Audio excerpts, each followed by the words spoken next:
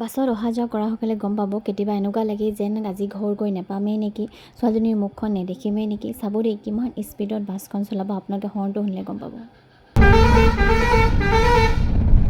আৰু মোৰ চেহেৰাটো দেখি গম পাইছে চাগে মই সঁচাকৈ ইমান ভয় খাই যাওঁ যেতিয়া ইমান স্পীডত গাড়ীখন চলায়।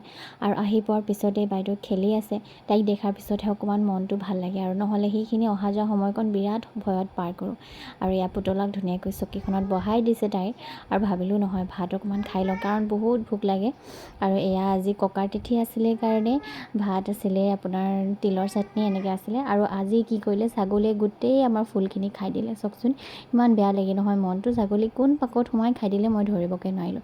আৰু বাইদেৱে দেখিছে অকলে অকলে গৈ পিনি আমাক তাৰপৰা বাই বাই দি আছে।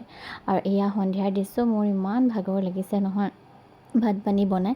আৰু আমাৰ ঘৰত আজিকালি টিভিত অকল এইটোকে বাজে। যিসকলৰ ঘৰত সৰু ল'ৰা ছোৱালী আছে গম পাবই, তাই এইফালে টিভি লগাই তাই ইয়াত চক বাহিৰত তাই মাৰ লগত খেলি আছেগৈ। মানে দিনটো মাৰ লগত এনেকেই তাই পাৰ কৰে। তেন্তে আজিলৈ আহিছোঁ, সকলো ভালে থাকক, আকৌ লগ পাম।